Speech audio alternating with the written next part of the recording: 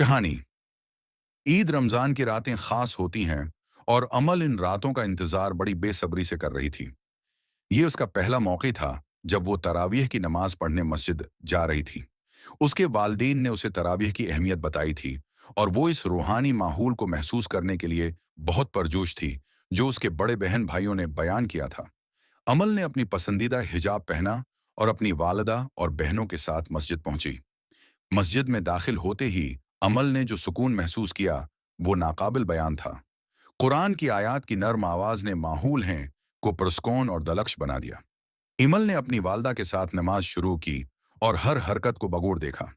जब वह रुकुआ और सजदा करती थी तो उसके दिल में एक खास सुकून और ताल्लुक महसूस होता।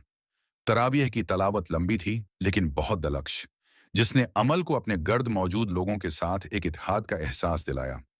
नमाज के बाद अमल और उसके खानदान ने दूसरों से रमजान की खुशियों का तबादला किया।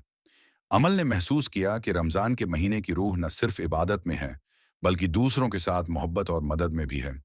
उस दिन अमल ने सीखा कि हम सबको एक दूसरे की मदद करनी चाहिए और एक दूसरे की खुशियों में शरीक होने की कोशिश करनी चाहिए।